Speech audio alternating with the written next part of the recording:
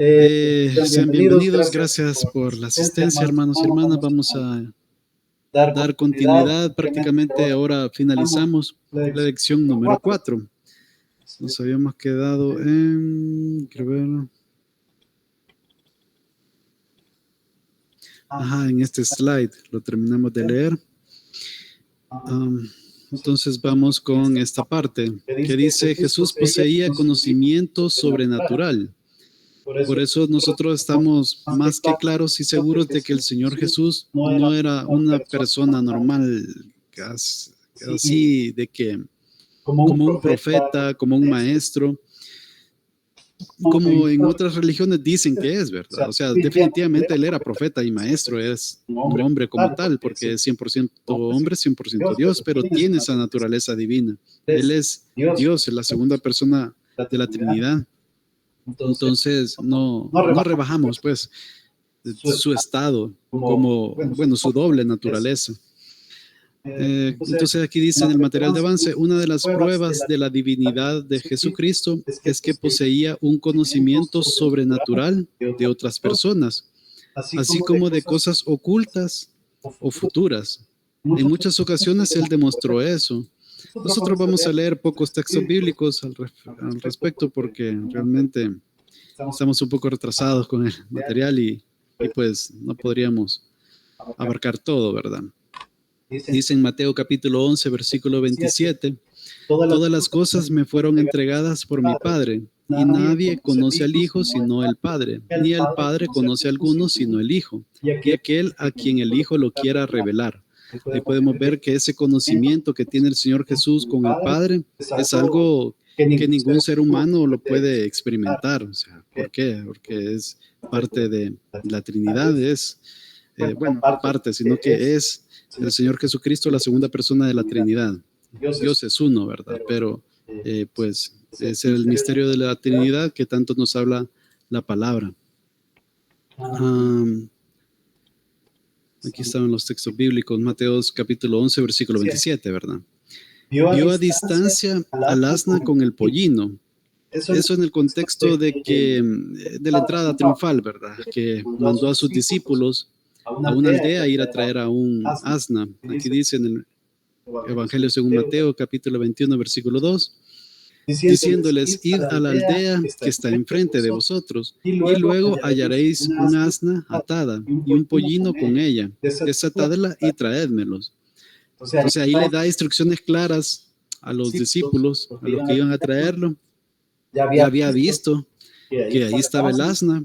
Y en otra parte de la escritura también se menciona que lo que tienen que responder si alguien les preguntaba sobre qué estaban haciendo. Y efectivamente eso le preguntaron a ellos: ¿qué estás haciendo con el burrito? Y lo dijo, el Señor lo necesita y lo traerá después. Y pues justamente todo como tenía que pasar, ¿verdad?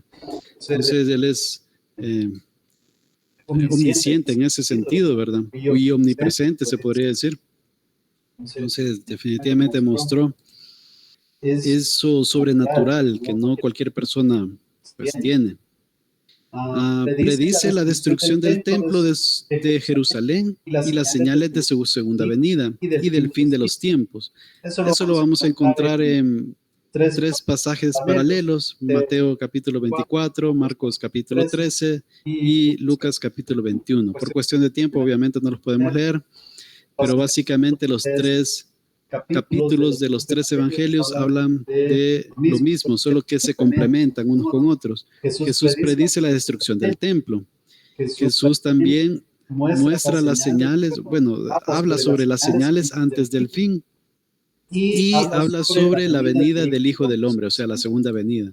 Eso se muestra en Mateo, en Marcos también lo mismo: predice la destrucción del templo, señales antes del fin y la venida del Hijo del Hombre. Y también en Lucas lo mismo: destrucción del templo, señales antes del fin y la venida del Hijo del Hombre. Como les mencioné, pues por cuestión de tiempo no vamos a leerlos, pero ahí está prácticamente todo el porvenir. De hecho, la destrucción del templo, eso ya pasó, fue en el año 70 después de Cristo, y fue profetizado años antes. Jesús dio muestras de poseer atributos divinos. Igual, aquí vamos a leer algunos textos bíblicos y son bastantes, la verdad. Vamos a tratar de leerlos rápido. Primero, pues, su omnipresencia, que ya leímos un texto, pero este es como más puntual en eso. Juan capítulo 3, versículo 13. Nadie subió al cielo, sino el que descendió del cielo, el Hijo del Hombre que está en el cielo. Ahí el Señor Jesús estaba pues vivo y estaba en la tierra, pero ahí hace mención el Hijo del Hombre que está en el cielo. Ahí se puede ver cómo es posible, ¿verdad? Que una persona esté en dos lugares al mismo tiempo, pues es posible en el Señor Jesús porque Él es omnipresente. Omnipotencia, Evangelio según Juan, capítulo 10, versículo 18. Nadie me la quita, hablando de su vida, sino que yo de mí mismo la pongo. Tengo poder para ponerla y tengo poder para volverla a tomar. Este mandamiento recibí de mi Padre. Ahí hablamos del tema de la muerte y de la resurrección. El único que tiene esa potestad es Dios. Y Jesús pues tiene esa potestad de poder entregarla conforme al plan que desde antes de la fundación del mundo pues estaba en el Padre, Hijo y Espíritu Santo, y también tiene el poder para volverla a tomar. Entonces eso es algo que únicamente Dios tiene, esa omnipotencia. Él es el primero de la resurrección, hasta el momento pues es el único que ha resucitado de entre los muertos. En ese sentido, en esa resurrección, no resucitado, perdón, en esa resurrección con un cuerpo glorificado, porque podríamos decir que Lázaro también resucitó, ¿verdad? Pero él al final pues murió, o sea, más adelante, ¿verdad? Mientras que el Señor Jesús resucitó, pero con un cuerpo glorificado. La eternidad, también la eternidad del Señor Jesús, lo podemos ver hay varios pasajes, este es uno, en Hebreos capítulo 13, versículo 8, que dice, Jesucristo es el mismo ayer y hoy y por los siglos.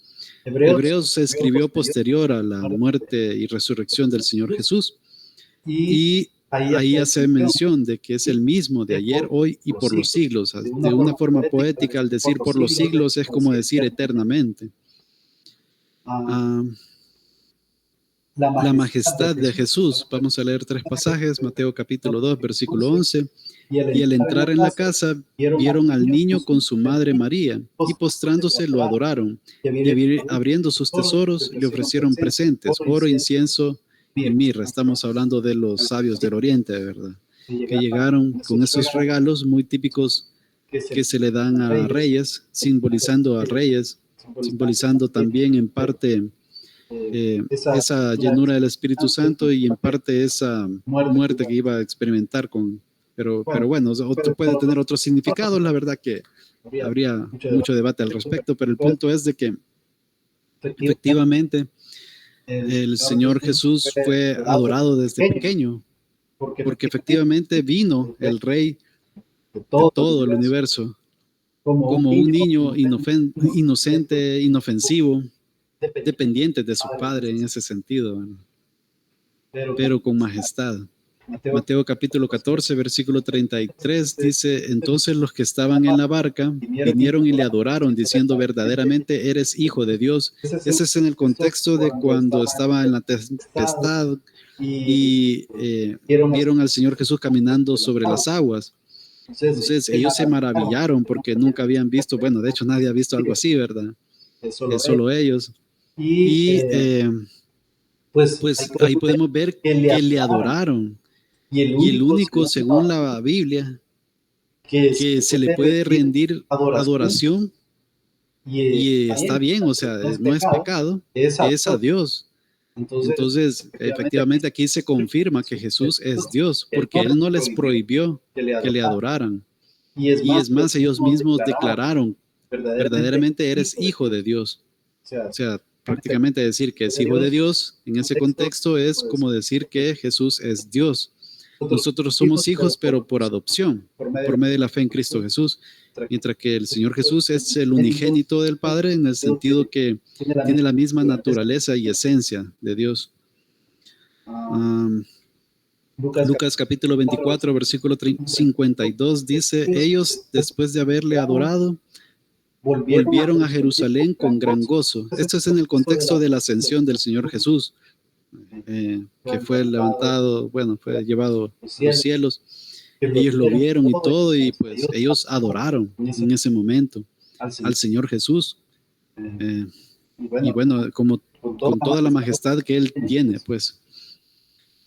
También podemos ver su bondad infinita. En Mateo capítulo 11, versículo 28, y eso que sea infinita esa bondad nos dice mucho, ¿verdad? Dice el pasaje, venid a mí todos los que estáis trabajados y cargados, y yo os haré descansar.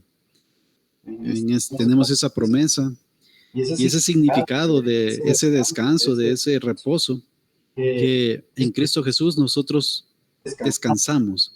¿Por qué? Porque Él es nuestra salvación. Mateo, Evangelio según Juan, capítulo 5, versículo 24. De cierto os digo, el que oye mi palabra y cree al que me envió, tiene vida eterna y no vendrá a condenación, mas ha pasado de muerte a vida. Entonces, ¿qué persona podría dar o decir estas palabras, verdad? Si no es que es Dios, efectivamente. Y vemos esa bondad infinita en el sentido de que dice que no vendrá a condenación. O sea, prácticamente nosotros tenemos vida eterna al creer que Dios envió al Señor Jesús a hacer su obra, su ministerio, para pagar el precio por nuestros pecados. Y está también Evangelio según Juan, capítulo 10, versículo 10. El ladrón no viene sino para hurtar y matar y destruir. Ahí suele decirse que esto habla de Satanás, ¿verdad? Pero según el contexto se puede decir que los falsos maestros son los que hacen eso, pero indirectamente pues también hay agentes demoníacos seguramente, ¿verdad? Pero continúa diciendo, yo he venido para que tengan vida y para que la tengan en abundancia. Entonces, vean esa bondad que tiene el Señor Jesús, que ha venido para eso, para que podamos tener vida eterna.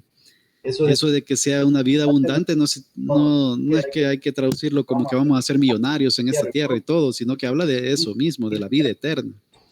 Aunque definitivamente también el Señor pues es bueno con nosotros y no es que las riquezas sean malas en sí, per se, sino que el problema es el amar las riquezas, el dinero, ¿verdad?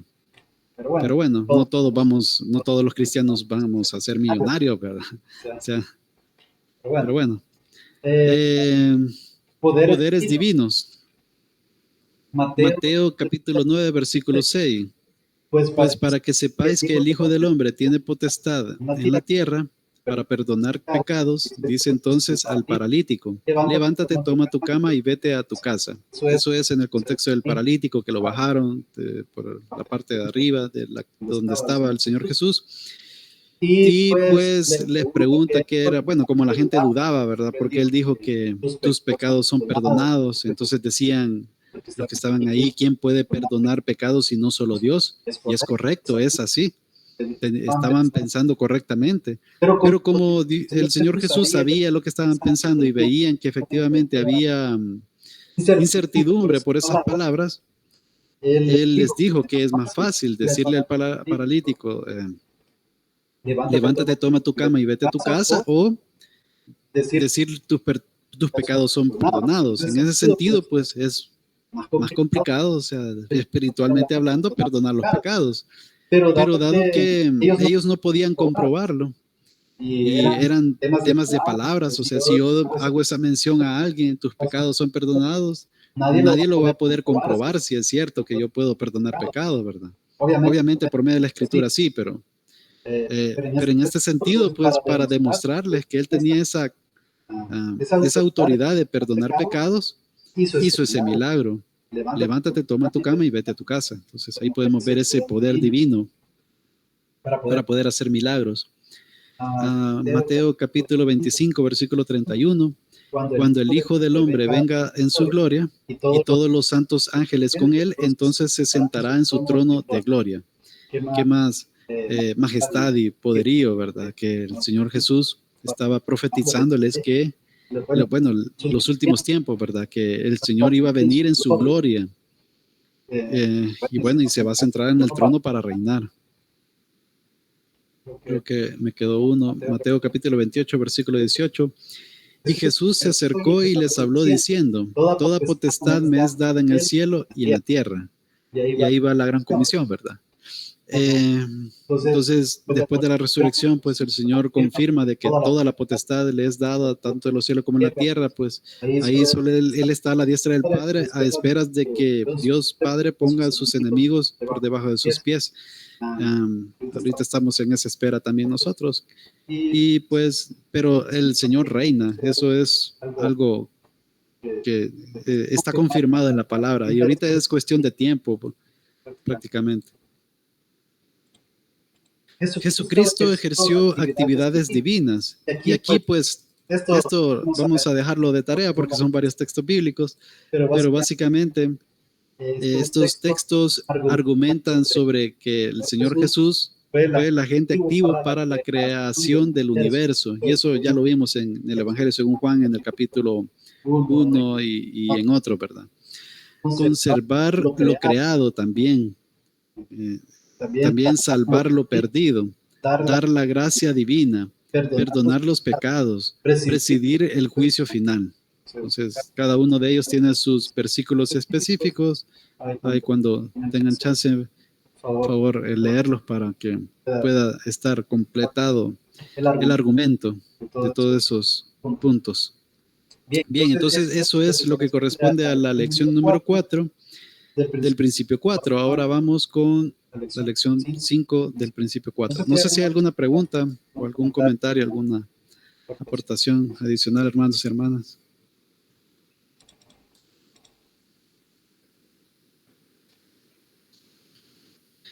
Bueno, ok, creo que estamos bien.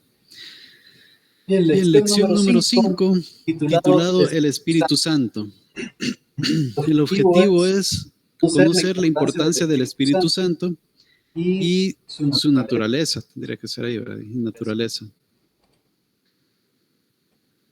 Bueno, como introducción podemos decir que el Espíritu Santo es la tercera persona de la trina deidad, dice ahí en el material de avance, es lo mismo que decir Trinidad. Nombrarlo como tercer lugar, o sea, la tercera persona de la Trinidad, no es que queramos decir que es inferior. Eso es muy importante decirlo. Entre las personas divinas, o sea, Padre, Hijo y Espíritu Santo, no hay superioridad de naturaleza, ni dependencia de causalidad, ni prioridad de tiempo. O sea, no es que hay una jerarquía en Dios. Es cierto, el Señor Jesús se somete al Padre. Y el Espíritu Santo se somete al Padre y al Hijo. Pero no es que haya una jerarquía en sí, sino que hay roles específicos.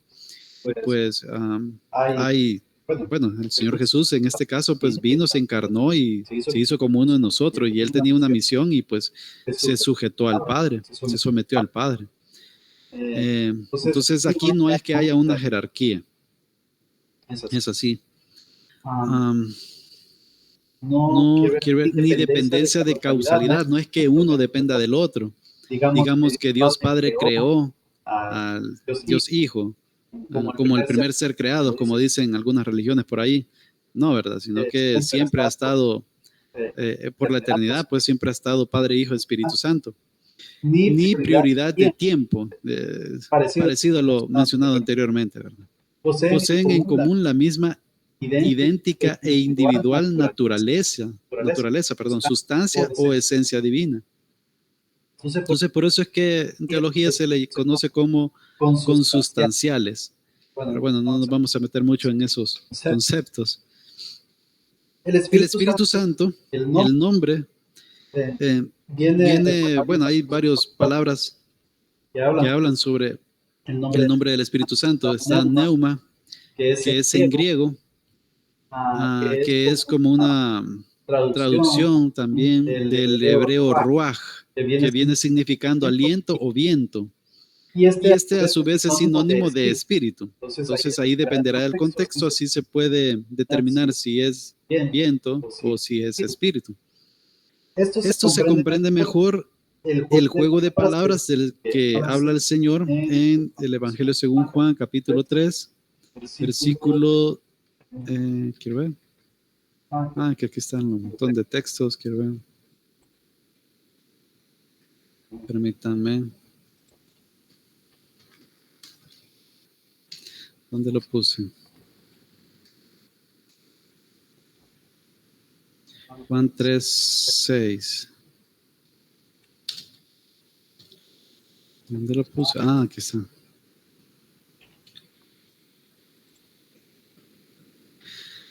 Juan capítulo 3, versículo 6.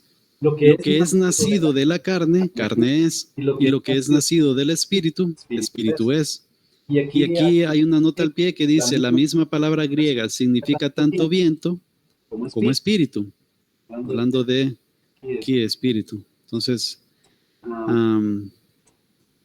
ahí se ha traducido en Reina Valera como espíritu. Más adelante, en el mismo capítulo 3 del Evangelio según Juan, solo que ahora el versículo 8 dice, el viento sopla de donde quiere y oye su sonido, mas ni sabes de dónde viene ni a dónde va. Así es todo aquel que es nacido del Espíritu. Y aquí nos dice la nota al pie de Reina Valera, la misma palabra griega significa tanto viento como espíritu, hablando de esto, el viento. De hecho, si nos vamos a la Biblia interlineal, que nos muestra el original y la versión Reina Valera, quiero ver cuál era, Mateo, Juan capítulo 3, versículo 8, ¿verdad?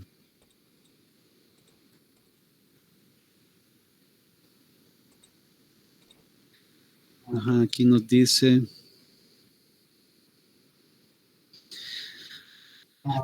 sonidos, el viento, dice aquí 41:51 del diccionario Strong.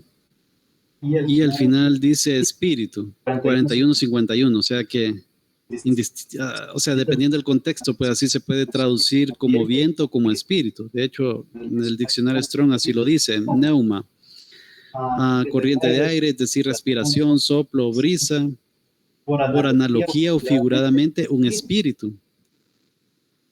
Entonces, en Reina Valera se traduce como aliento, espíritu, espiritual, viento, etc. Eso es lo que da a entender el material de avance. Al formar al hombre, allá en el Génesis capítulo 2, versículo 7, dice la palabra, y sopló Dios en su nariz aliento, y ese aliento es ruaj en hebreo, de vida. El primer hombre fue hecho criatura espiritual en virtud de un hálito de vida salido del pecho de Dios, obra especial del amor de Dios. El Espíritu entonces es la impresión infinita del amor de Dios. Eso lo podemos ver en Romanos capítulo 5, versículo 5. Y la esperanza no avergüenza, dice el apóstol Pablo, porque el amor de Dios ha sido derramado en nuestros corazones por el Espíritu Santo que nos fue dado. Ahí podemos ver que efectivamente se cumple eso, que es una impresión infinita del amor de Dios, el hecho que nosotros seamos hijos, que tengamos al Espíritu Santo.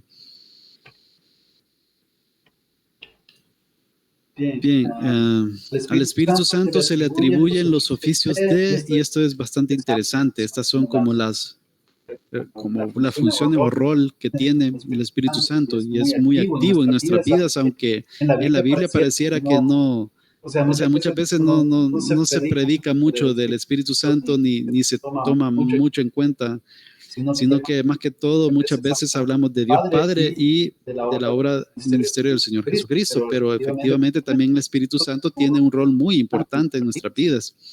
Por ejemplo, regenera espiritualmente. Otra de las funciones es sellar y separar. Ya vamos a ver los textos bíblicos. Santificar, producir fruto en la vida del creyente. O sea, es prácticamente lo que hoy en día estamos viviendo en la práctica, en en nuestra vida.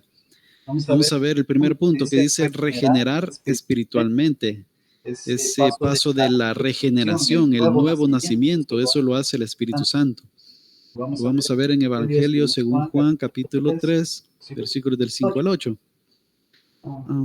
Quiero ver. Respondió Jesús, de cierto te digo, que el que no naciere de agua y del Espíritu no puede entrar en el reino de Dios. El hecho que diga de agua y de espíritu no es que el bautismo sea obligatorio para salvarse, que sea un requisito, sino que hace un símil de que el bautismo representa eso, ¿verdad? Representa el nuevo nacimiento. Más que todo aquí hace referencia a eso, al espíritu. Lo que es nacido de la carne, carne es, y lo que es nacido del espíritu, espíritu es, lo que ya leímos. No te maravilles que te dije, os es necesario nacer de nuevo. El viento sopla de donde quiere y oye su sonido, mas ni sabes de dónde viene ni a dónde va. Así es todo aquel que es nacido del espíritu. Es muy similar a lo del viento, que nosotros lo oímos, lo sentimos, pero efectivamente no sabemos qué es lo que está haciendo. El Espíritu Santo también, nosotros no podemos saber con claridad a quiénes está transformando el Espíritu, sino por los frutos que esas personas que han nacido de nuevo dan. Pero es Dios quien determina desde antes de la fundación del mundo a esas personas que llegarán a sus pies, y el Espíritu Santo es el que hace esa obra de regeneración en un momento dado, en donde ese momento específico en donde esa persona será salva. Entonces es parte de las funciones del Espíritu Santo. Sellar y separar, otra de las atribuciones que tiene, que se le atribuye oficios al Espíritu Santo, sellar y separar. Vamos a leer Efesios capítulo 1, versículo 13. En él también vosotros, habiendo oído la palabra de verdad, el evangelio de vuestra salvación, y habiendo creído en él, fuisteis sellados con el Espíritu Santo de la promesa. Bien, podemos ver que efectivamente la salvación es por el oír con fe, ¿verdad? Esas buenas nuevas, ese evangelio, esa palabra de verdad que está en la palabra, en la Biblia, ¿verdad?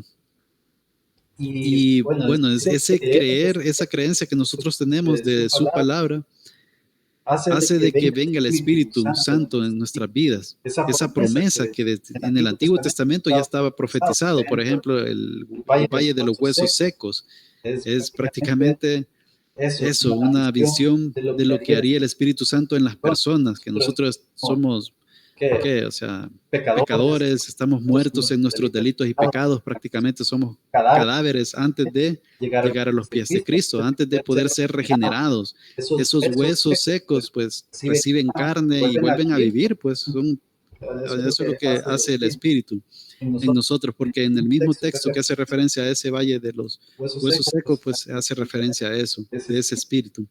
Bienvenida, hermana. Buenas noches. Buenas noches, hermanos. Perdón la hora. Sí, no hay problema, hermano. Bien. Entonces, vamos a meter esa parte. Nos aparta, nos santifica, entonces, el Espíritu Santo también. Segunda de Tesalonicenses, capítulo 2, versículo 13. Dice, pero nosotros debemos dar siempre gracias a Dios respecto a vosotros, hermanos amados por el Señor, de que Dios os haya escogido desde el principio para salvación. Ahí podemos verlo. Dios Padre escoge desde antes de la fundación del mundo, desde el principio, para la salvación. Mediante la santificación por el Espíritu y la fe en la verdad. Ahí vemos esa función del Espíritu, la santificación.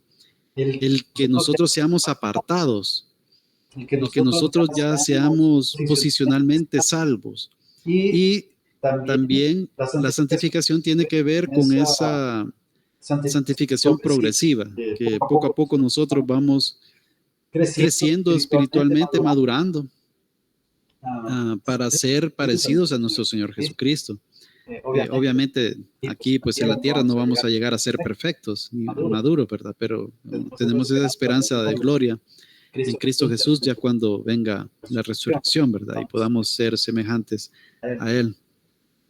Pero bueno, también Otro oficio que tiene el Espíritu Santo es producir fruto en la vida del creyente. Quiero ver. Gálatas, dice Gálatas. ¿Qué lo dice? Gálatas capítulo 5. Qué raro, no lo tengo. Versículo 22. Voy a abrir otra.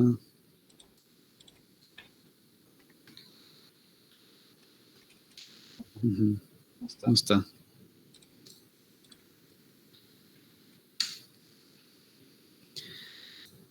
Bueno, dice Gálatas capítulo 5, versículo 22. Mas el fruto del Espíritu es amor, gozo, paz, paciencia, benignidad, bondad, fe, mansedumbre, templanza, etc. Entonces, esos son los frutos. Bueno, perdón, no los frutos, está en singular realmente, más el fruto del Espíritu. En teoría, nosotros no es que debamos de tener más de una de estas, de este fruto que otro, ¿verdad? Sino que todo esto es el fruto del Espíritu. Entonces, nosotros deberíamos madurar en todo esto. No como especificarnos, como es especializarnos en uno de estos, no que todo creyente debería ir madurando en todo esto. Pero bueno, obviamente esto es, hay una palabra que se me ha escapado, sinergismo es, bueno, el tema de la santificación es algo colaborativo, tanto el Espíritu Santo como nosotros, pues colaboramos para poder producir estos frutos del Espíritu.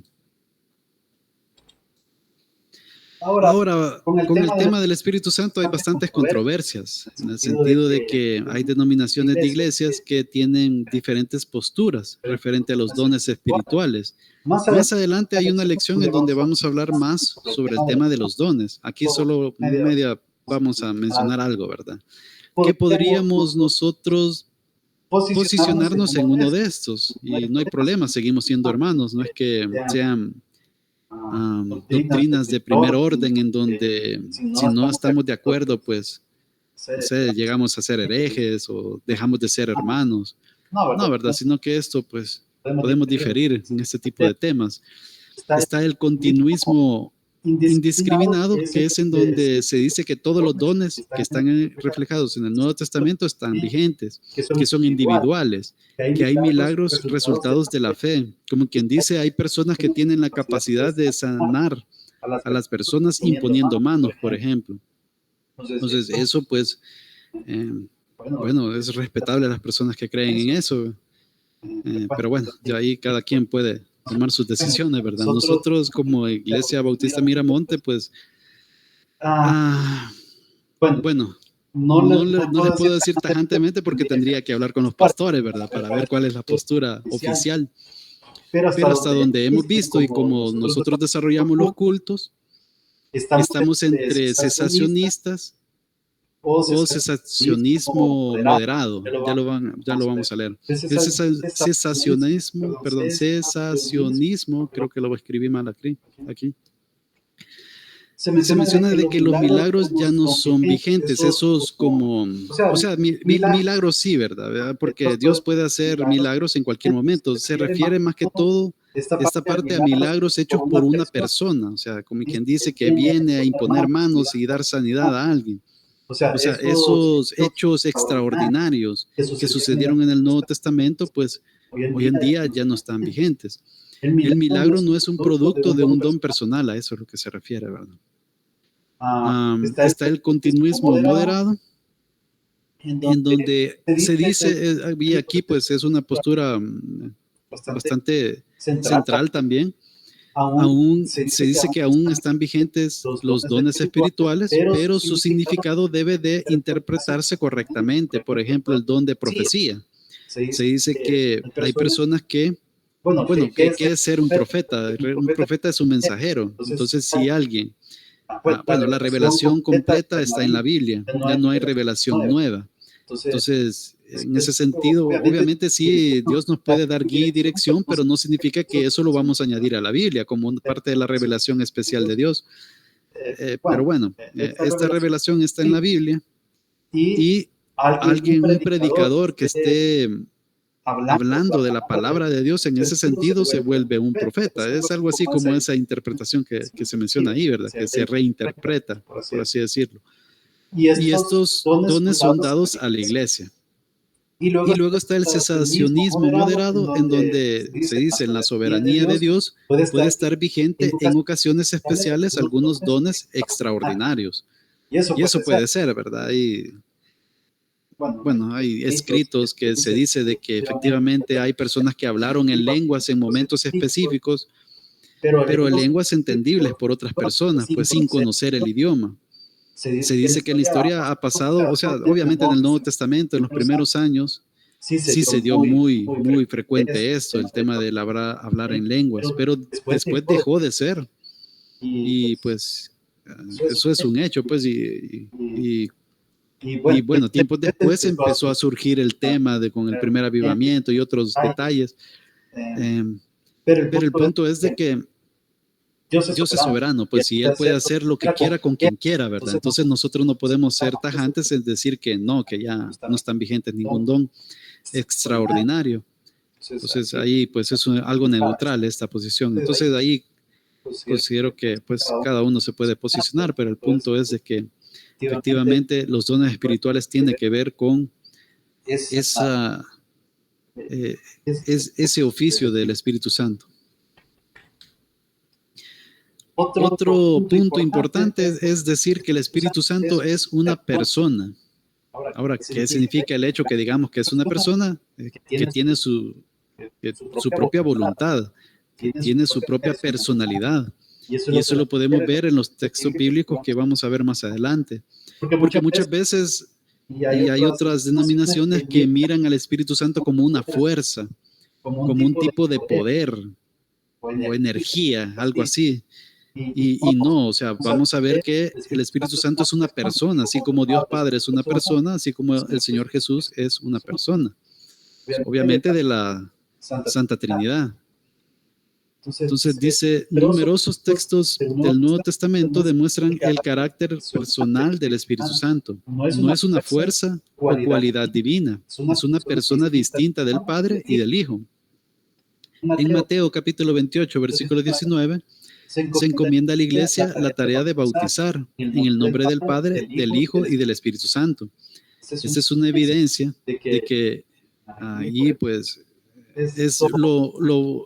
se pone como parte de la Trinidad, como parte de Dios, o sea, no como parte, ¿va? Porque parte se oye como que es como una división, ¿verdad? Realmente es Dios, pues, es Dios, ahí se le da esa notoriedad de que el Espíritu Santo es Dios, los pone igual. En Juan capítulo 14, versículo 26, y en el capítulo 16, versículo 7, se llama el Espíritu Santo Parácletos, o sea, consolador, o algo así como un abogado, ¿verdad? Literalmente alguien que es llamado para que venga al lado de uno, alguien que está como consejero, que está a la par nuestra, que nos va a ayudar, el cual además enseña y hace recordar a los creyentes las verdades enseñadas por Jesucristo. De hecho, si no hubiera sido por el Espíritu Santo, los apóstoles y quienes fueron los autores del Nuevo Testamento no hubieran podido escribir todo lo que hoy en día tenemos, porque ellos se recordaron de muchas cosas y las plasmaron en la Biblia, pues, de la mejor manera, que es la palabra de Dios, es lo que Dios quiso que nos quedara a nosotros hoy en día, ¿verdad? Así como a todos los demás de todas las épocas, desde que ha estado la Biblia, pues, vigente. Creo que aquí están los textos bíblicos, quiero ver. Juan capítulo 14. Versículo 26. Dice, mas el Consolador, el Espíritu Santo, a quien el Padre enviará en mi nombre, Él os enseñará todas las cosas y os recordará todo lo que yo os he dicho. Eso se lo dijo a los apóstoles, pero efectivamente nos aplica a nosotros de alguna forma. Y los apóstoles, efectivamente, ellos escribieron parte del Nuevo Testamento, ¿verdad? Entonces ellos recordaron todas las cosas y las enseñaron de esa forma. En capítulo 16, versículo 7, Dice, pero yo os digo la verdad, os conviene que yo me vaya, porque si no me fuere, el Consolador no vendría a vosotros, mas si me fuere, os lo enviaré.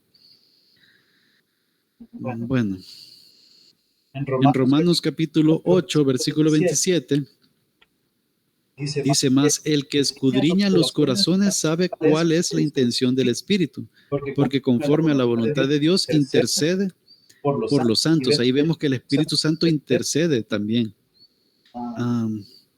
Y pues, y está en nosotros, pues, nos conoce muy bien. De hecho, nosotros a veces no oramos bien y el Espíritu Santo, pues, como que ayuda a esa buena comunicación entre nosotros y el Padre, ¿verdad?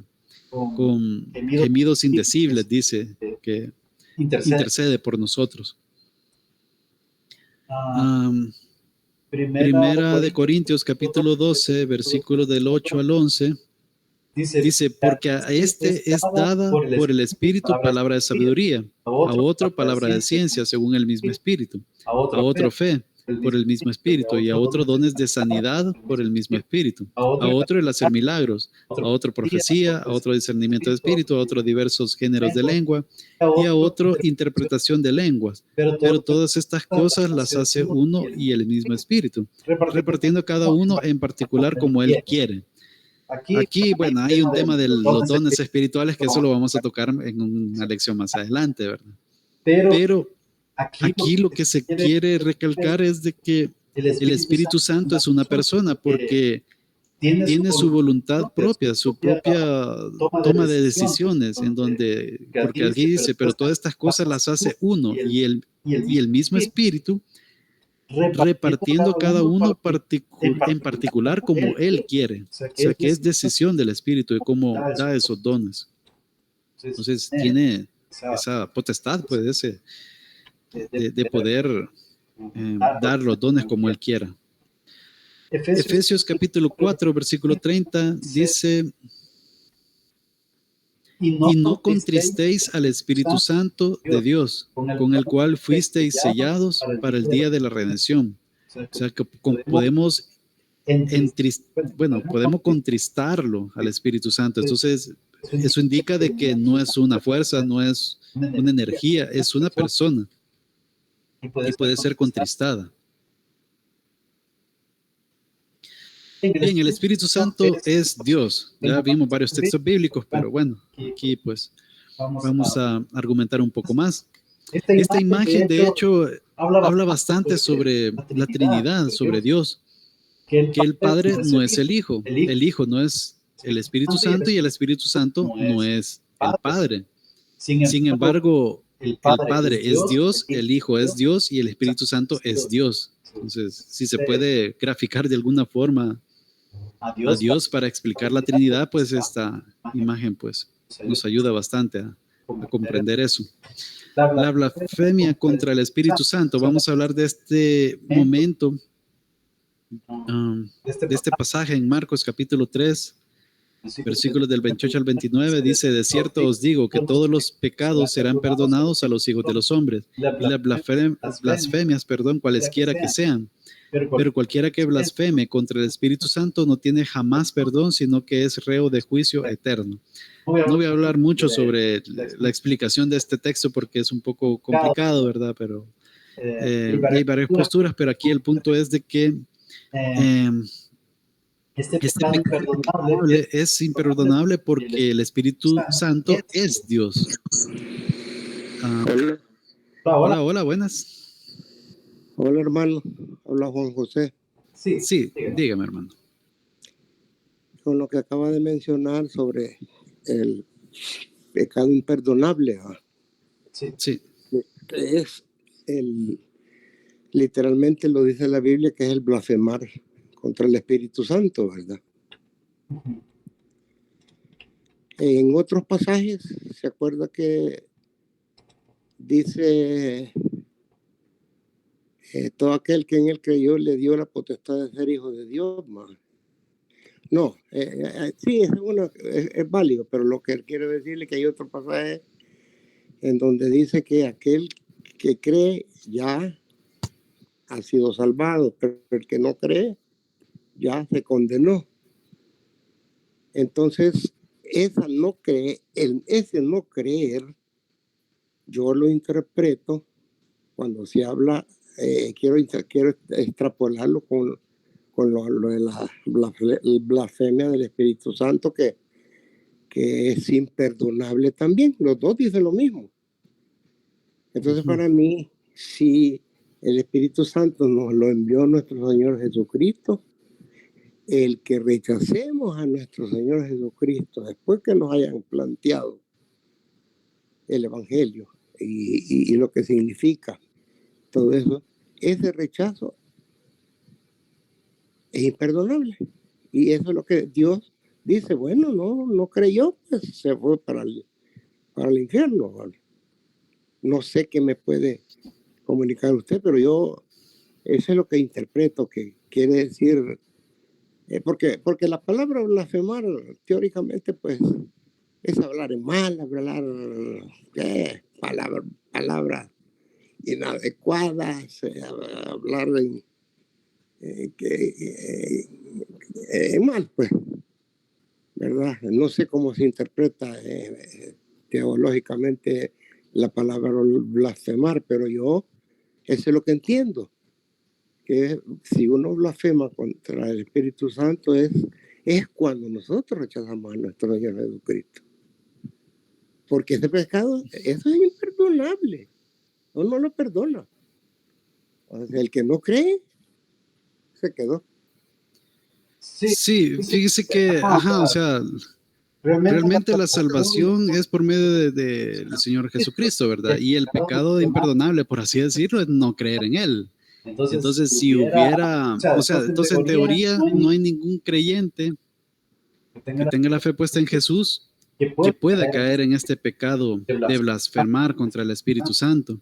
Entonces, hay varias posturas sobre la interpretación de ese pasaje. Por ejemplo, hay una que dice que la blasfemia contra el Espíritu Santo era específico en esa época, en los tiempos que estaba el Señor Jesús aquí en la tierra.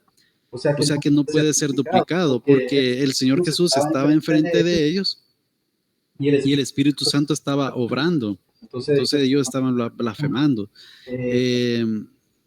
Entonces más o menos por ahí hay cierta postura. Porque el Señor Jesús enfrente de ellos estaba haciendo milagros y ellos estaban atribuyendo eso que estaba haciendo el Jesús como que por los demonios, ¿verdad? Por Belcebú.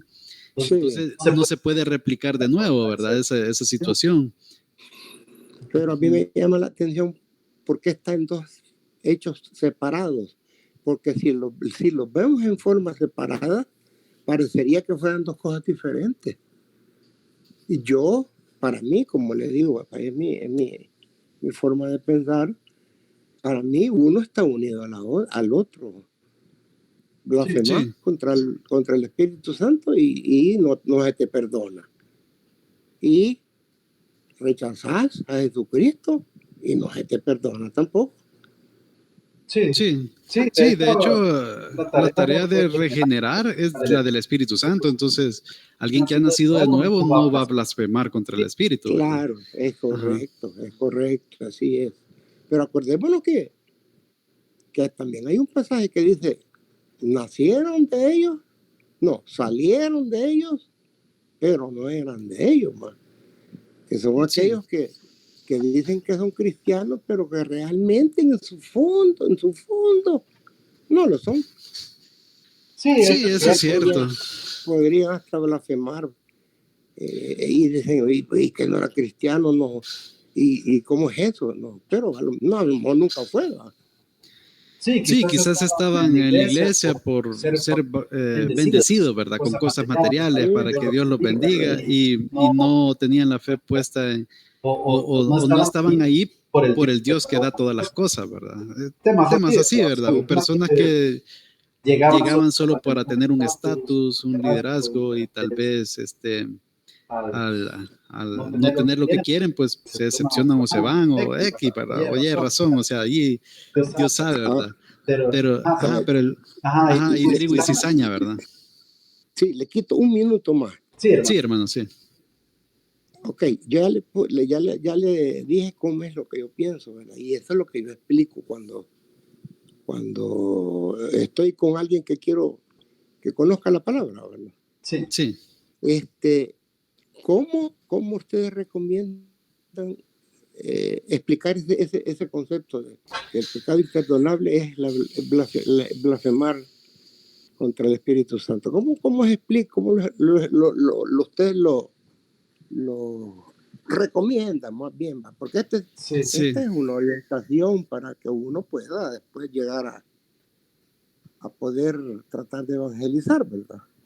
Sí, fíjese que en lo personal, si es una persona que no conoce mucho de la palabra, o sea que es, pues sí, no es que sepa mucho, mejor no hay que tocar estos temas, ¿verdad? Porque más que se pueden confundir y no sé. Ya si es una persona que sabe de la Biblia y que, digamos, un testigo de, no sé, o alguien que sabe bastante de la Biblia y es un tema de discusión, ¿verdad? Yo me inclino ajá. Puede haber alguien que no sea muy versado en la Biblia, pero yo eso, y pide que le expliquen. Entonces, ¿cómo lo explican? Ajá, ¿Cómo lo explicarían? yo lo veo así como lo que le mencioné, ¿verdad? Que ese pecado imperdonable no se puede replicar porque el Señor Jesús no está aquí físicamente con nosotros haciendo milagros y no le estamos atribuyendo al Señor Jesús que los milagros que Él hace es con poderes demoníacos, ¿verdad? Por los poderes demoníacos, porque esa situación no se puede replicar, ¿verdad? Eso pasó una vez en el tiempo y hoy en día no es así. Y la salvación es por gracia, por medio de la fe en Cristo Jesús. Entonces, decir de que podemos nosotros caer en un pecado imperdonable y no ser, pues sí, no ser perdonados nunca, ¿verdad? Por una acción nuestra, entonces significaría que la salvación es por obras. Así es. Entonces yo lo veo desde ese punto de vista, que un cristiano verdadero pues no puede caer en este pecado Sí. ajá. Yo lo veo más o menos por ahí. Ajá. Ok, gracias. De acuerdo, hermano, excelente, gracias. Bueno, entonces en este caso,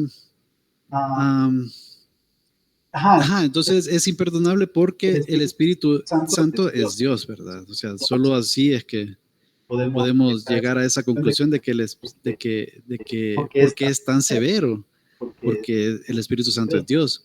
También otro hecho, otra situación que pasó que nos da a entender que el Espíritu Santo es Dios es en Hechos capítulo 5, versículo del 3 al 4, en donde se da la situación en donde se miente al Espíritu Santo. Vamos a leer ese pasaje, quiero ver.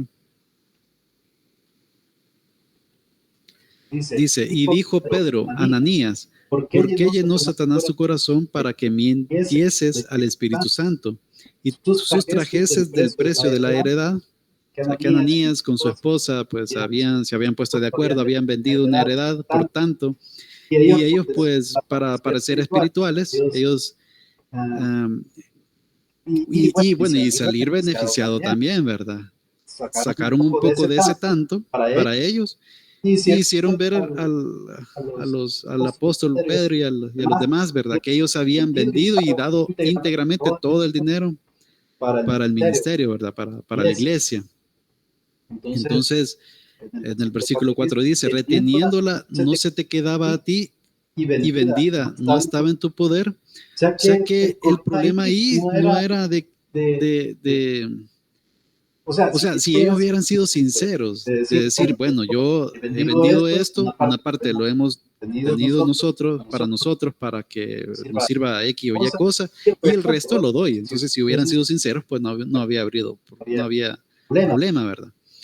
Pero aquí dice, ¿por qué pusiste esto en tu corazón? No has mentido a los hombres, sino a Dios. Y aquí está la parte medular de esto, ¿verdad? Que primero dijo el apóstol Pedro, ¿por qué llenó Satanás tu corazón para que mintieses al Espíritu Santo? Y al final dice, no has mentido a los hombres, sino a Dios. Entonces, por una cuestión gramatical y de lógica, ¿verdad? Está dando a entender que el Espíritu Santo es Dios. Entonces, Ajá, entonces ahí podemos ver que efectivamente la Biblia, el Nuevo Testamento confirma que el Espíritu Santo es Dios. Es llamado mentir a Dios. Ajá, prácticamente esa es la parte. Templo de Dios y templo del Espíritu Santo son equivalentes. Eso también lo podemos ver en el Nuevo Testamento. Por ejemplo, quiero ver, son las 7:59. Solo vamos a leer este pasaje. 1 Corintios capítulo 3, versículo 16 dice: ¿No sabéis que sois templo de Dios y que el Espíritu de Dios mora en vosotros? Ahí es un juego de palabras, pero da a entender eso, que nosotros somos templo de Dios. ¿Por qué? Porque el Espíritu Santo de Dios mora en nosotros. Entonces ahí está confirmándose que el Espíritu Santo es Dios. Solo a Dios puede dedicarse un templo. Ese es otro punto muy importante, ¿verdad? Porque cualquier otro Dios que se le dedicó un templo en el Antiguo Testamento, por ejemplo, eran dioses con minúscula, ¿verdad? Eran, O sea, invención humana, ¿verdad?